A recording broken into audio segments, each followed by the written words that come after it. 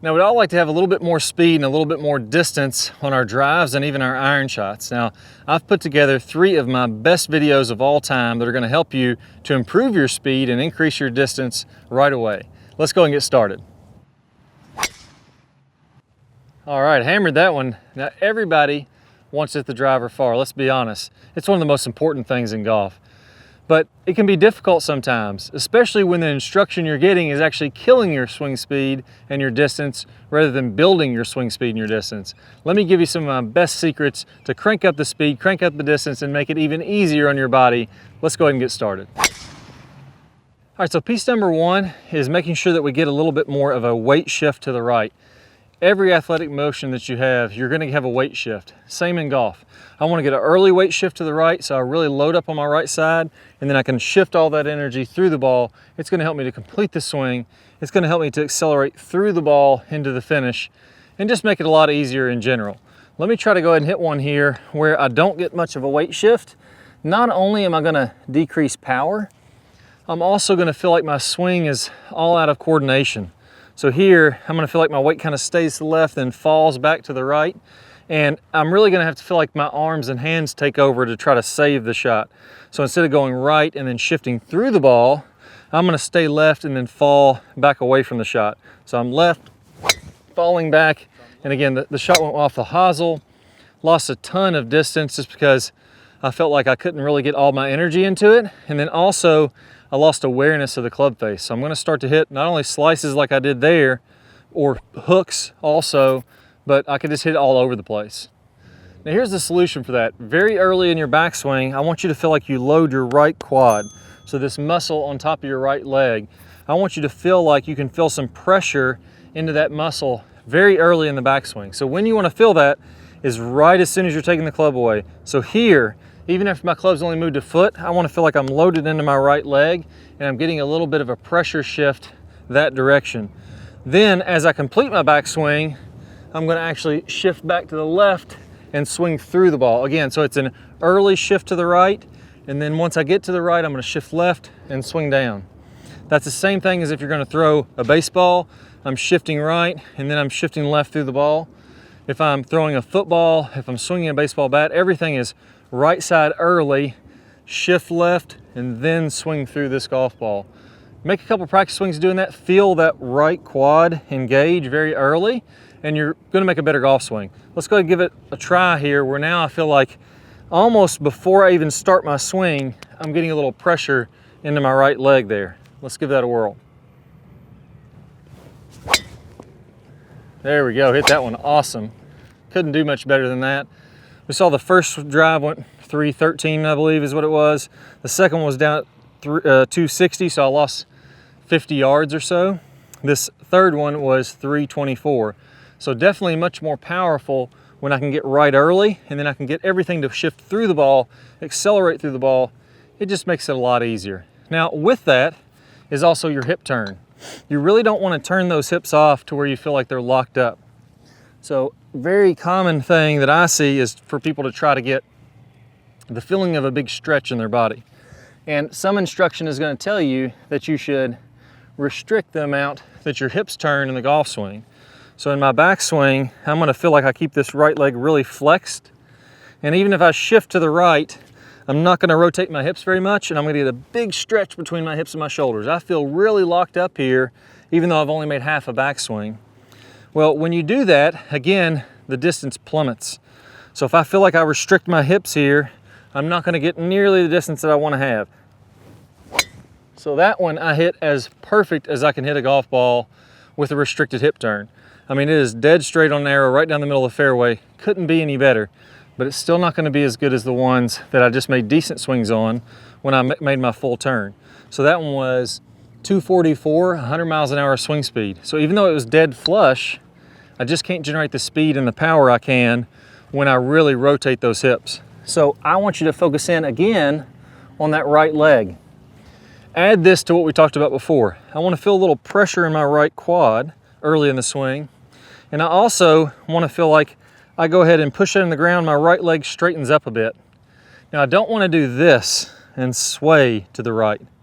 I want to feel like I'm staying here, I'm keeping this angle in my leg, but I'm loading the right leg and I'm straightening my right knee at the same time. So I feel a little pressure in my right quad, and I also feel my leg straightening at the same time. That's what allows you to get the hips to turn in the backswing. So watch my hips this time. You'll see how it's a much bigger turn in the backswing, and I really get much more loaded up.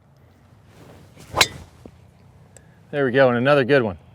All right, so now let's talk about the third piece, which is making a short, compact swing and having our arms kind of be on plane, as a lot of people call this. So I'm making a shorter swing, my hands aren't going as far back, and while I'm doing that, I'm keeping my arms, the angle of my left arm is kind of matching the angle that my shoulders are on. So this is kind of on plane here. Now, that's gonna look good on camera. It's gonna look like a very nice looking swing. It's also, I can hit some solid shots from there. I can really play some pretty good golf doing that. But the problem is I have to work hard to be able to get the kind of distance I need. I have to have a great round to shoot a good score because I have to maximize hitting every shot solid to make up for the distance. If I can get a little farther, I don't have to play as well and I can still shoot the same score. So here, more compact, left arm matching the shoulders. Let's see what that looks like.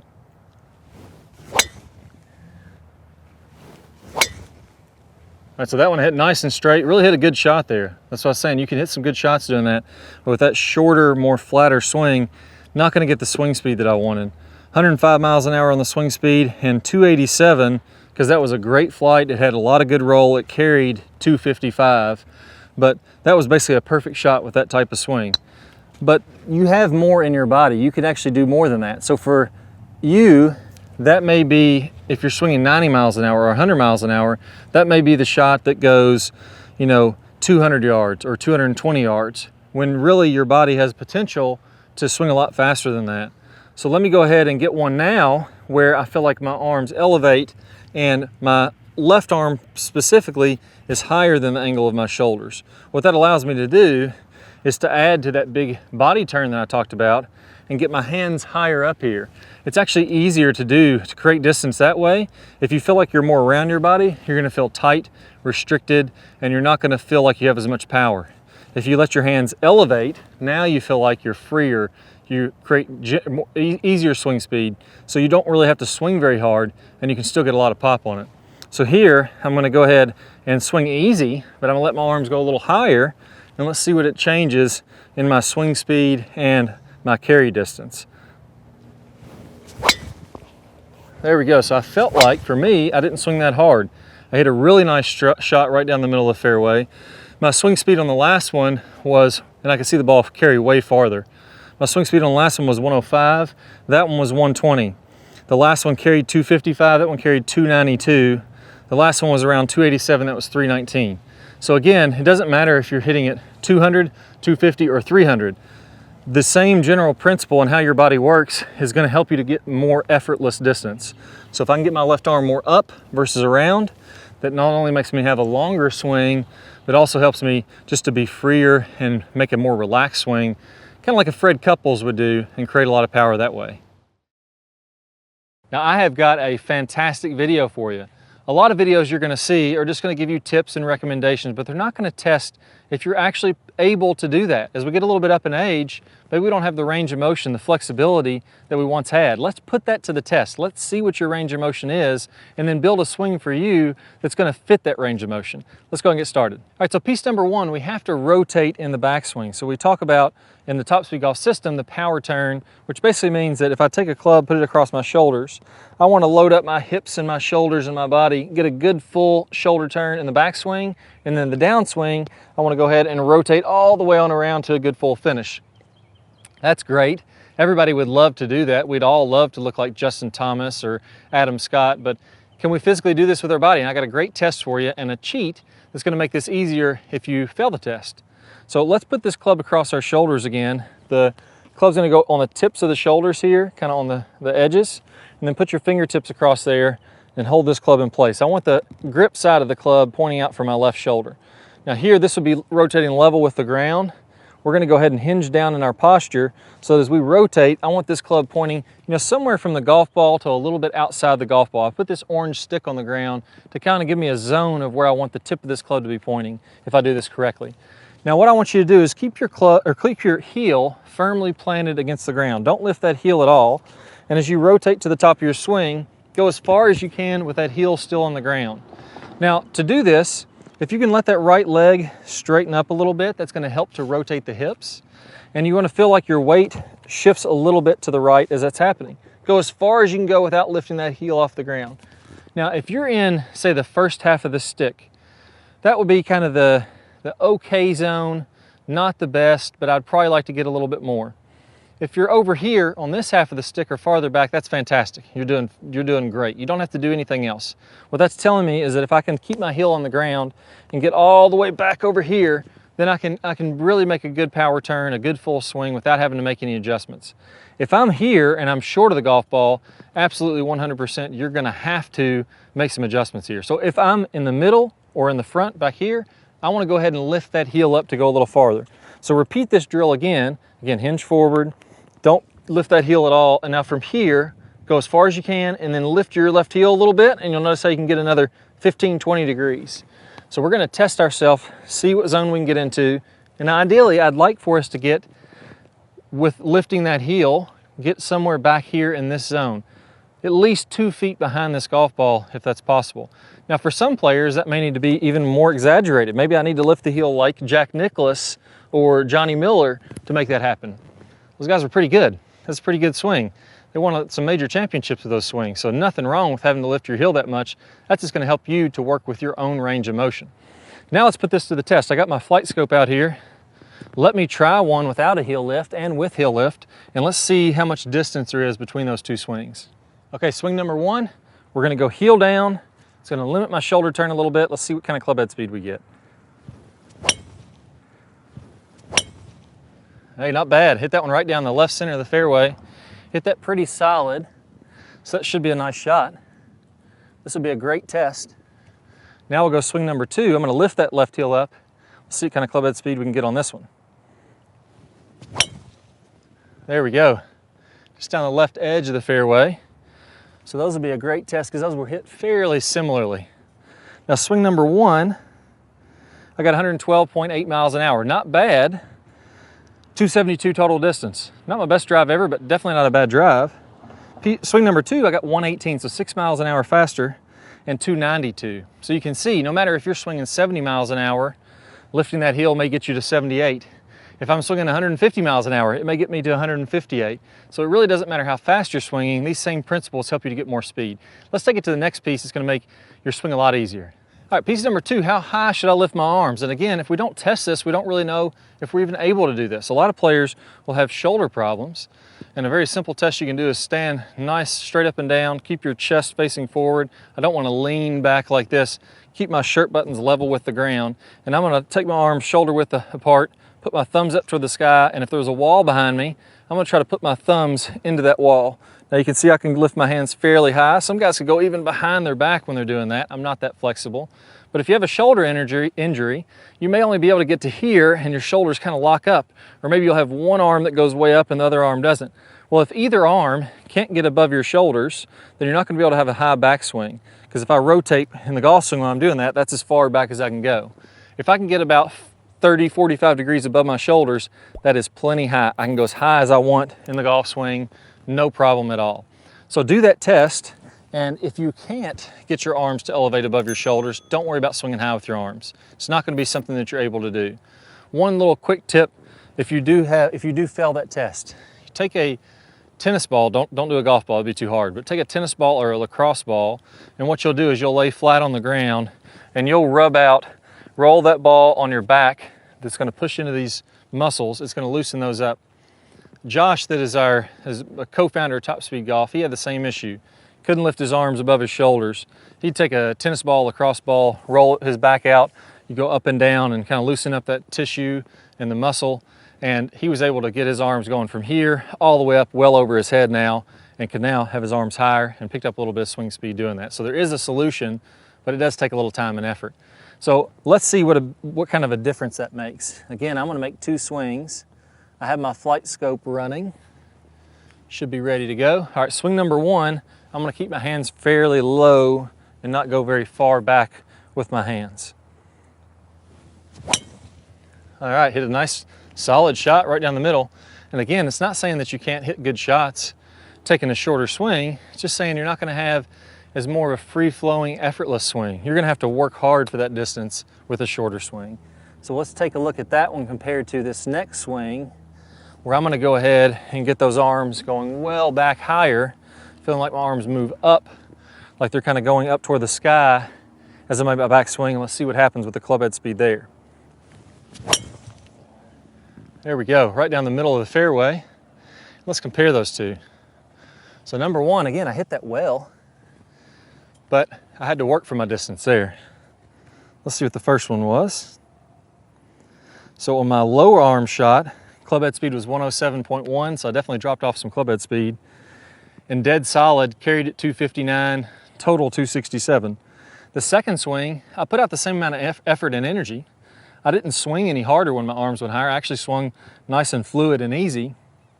I went from 107 to 119.3. My carry distance went to 294 and 304 for the total.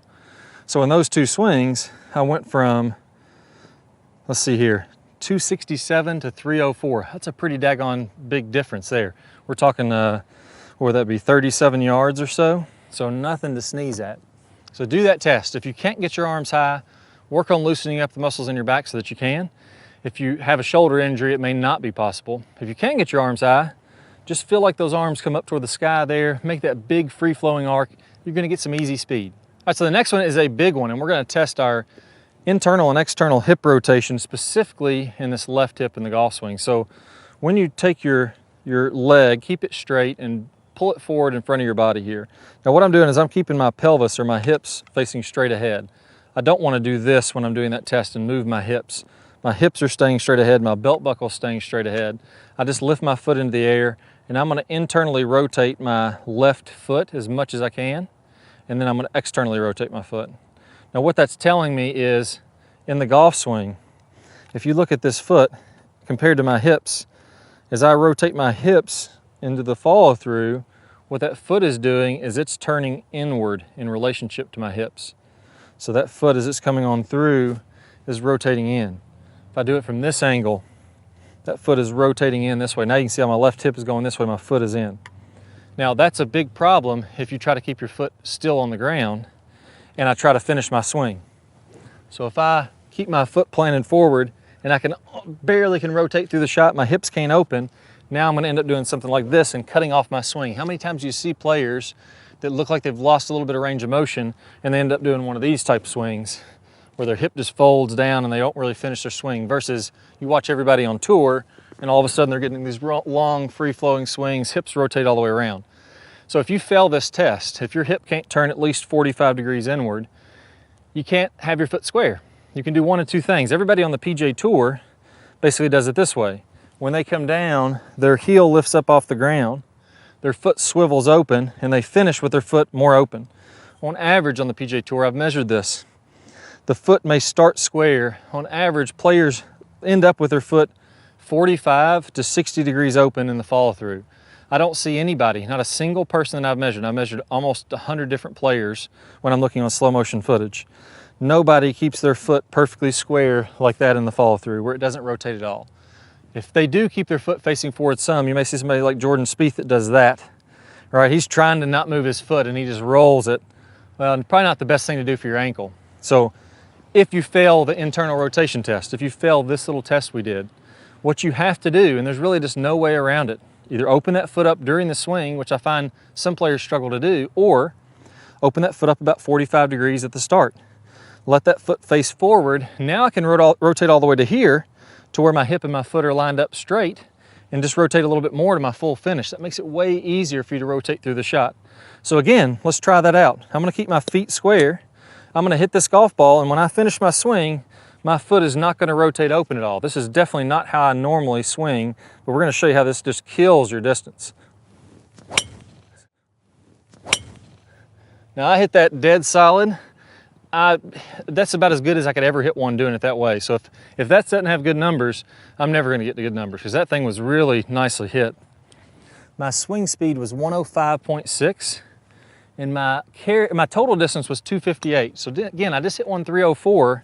I know I have a lot more in the bag. Now let's do it the other way. I'm gonna open up my foot, and as I finish, I'm gonna let my body rotate all the way on around to where my hips and everything are letting the momentum of my body go toward the target. Now if I test this one out again, we know what's gonna happen here, but I'll go ahead and swing another one just to prove a point. There we go, even on a miss hit, not even as good, a little bit thin on the face. My swing speed went way up. I know I can just hear the sound of the ball coming off the face. And my total distance went up to 284. So even on a miss hit, 30 yards farther. And club head speed went up to 117, so 10 miles an hour or so faster there.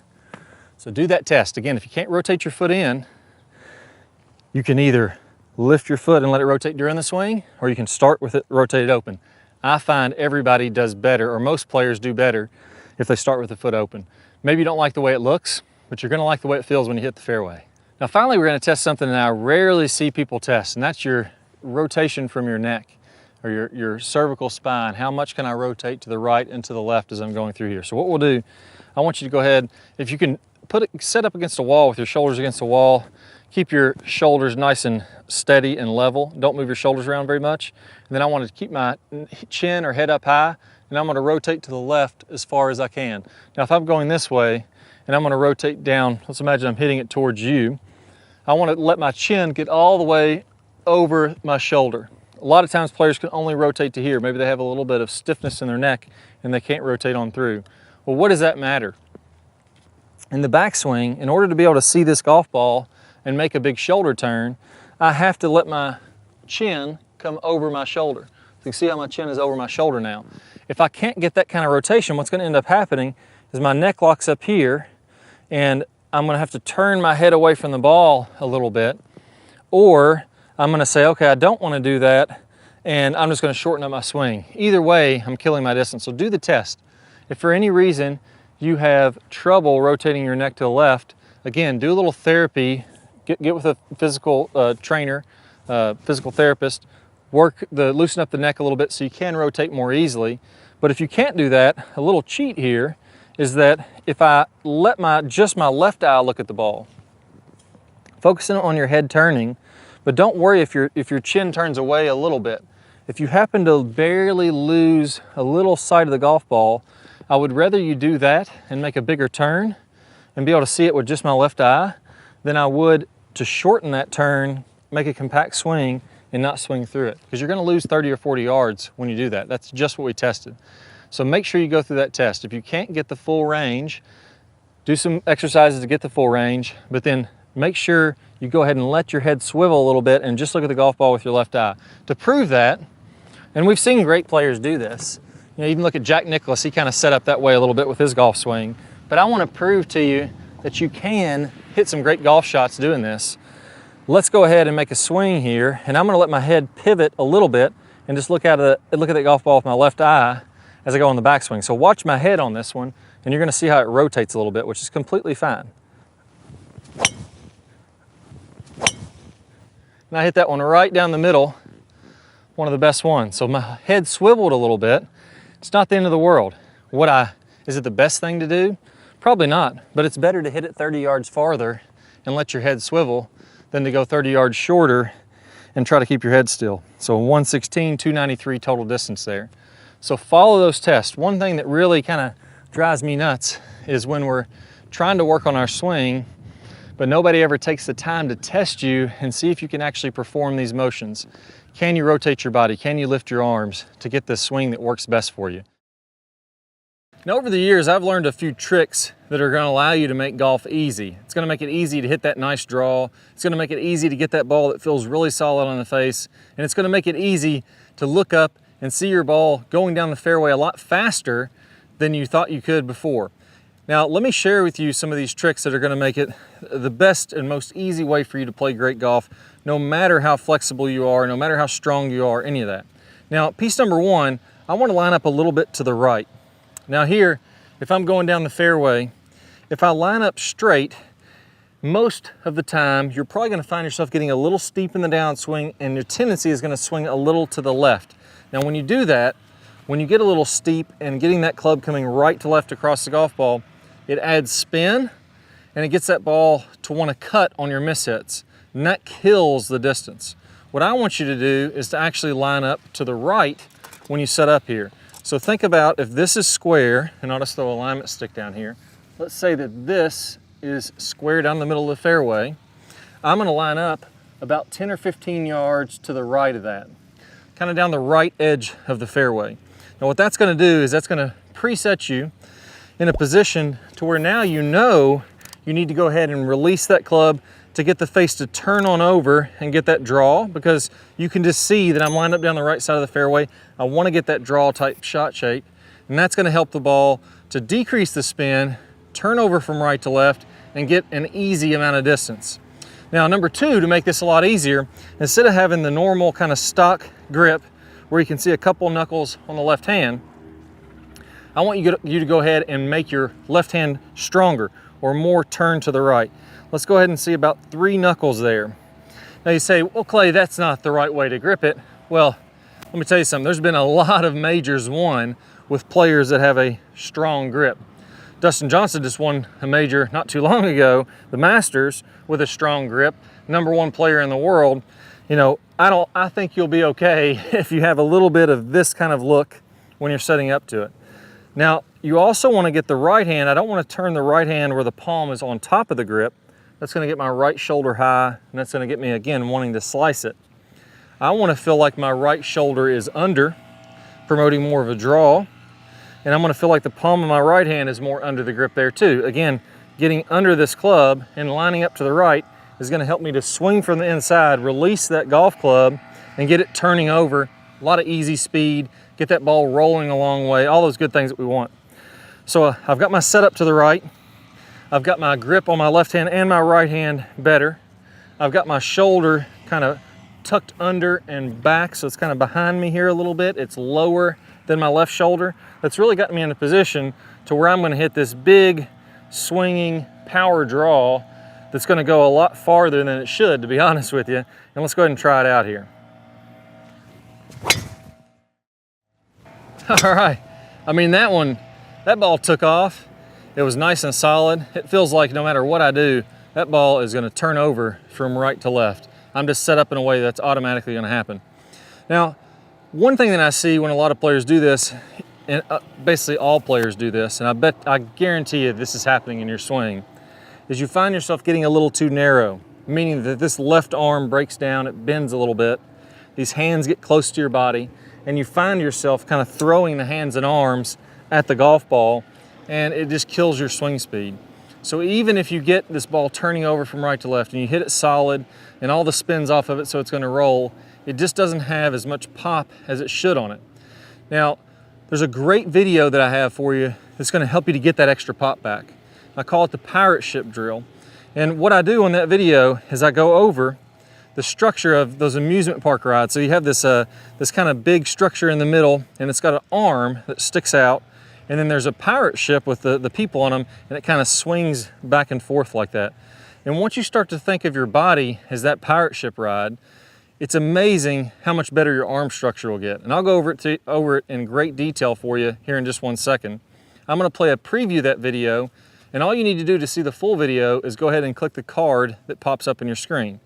Now, if you can get that ball turning over right to left, and you can get your arm structure nice and wide so you can get tons of lag and tons of speed through there, like you're seeing all the top pros doing, it's pretty daggone fun to play golf. I'm not gonna lie. You're gonna hit the ball really well when you do that. So check out that pirate ship drill that I'm gonna play here in a second. Click the cards in the top right. If you don't see the cards, don't worry about that. All you need to do is go down to the description below and click the link there. And I got some awesome secrets with you to get this arm structure looking really good so you get tons of effortless speed. This is the best way to get the most out of your swing with the least amount of effort. Let's go and get started. All right, so let's jump right in to one of my favorite videos I've ever done on lag, one of the ones I've seen the best results with. And we'll talk in a minute why this is called pirate ship, but it's really a play on a wide, narrow, wide drill, or a wide, narrow throw drill that I've done in the past and have tons of success with. So if in the backswing, my club head kind of at parallel to the ground was, say, a good 5, 6, maybe even 7 feet away from the center of my body, And the downswing, it's much closer to my body. That's the narrowing part because I have this big angle of lag. And then I throw all that out in front, really let those arms extend, and I go wide again. Now, a lot of times, I'll see players misinterpret this drill, and they take a really good drill that's having tons of success, and they do it the wrong way and really struggle with it, feel like a lot of hands and arms. So if you've done this drill in the past and you feel a little bit out of sequence, you feel like your hands and arms just aren't working right, I bet this is exactly what you did. So when you're going wide in the backswing, that's all good. Most people get that correct. You really got to rotate the body. But when they narrow, the misrepresentation that a lot of players will have is they'll narrow up the arms, not the club head that we want to narrow, but they'll misinterpret this drill as narrowing the arms, and they'll do something like this. I want you to think of your arms as a pirate ship. Here's what I mean by that. You've probably been to an amusement park before where they have one of these big giant pirate ships. Everybody's packed on there in these seats. And then the pirate ship is down at the bottom. There's a big arm, and then that arm starts swinging back and forth just like a pendulum, right? And the ship goes back and forth. Well, the cool thing about this, so you can relate to your golf swing,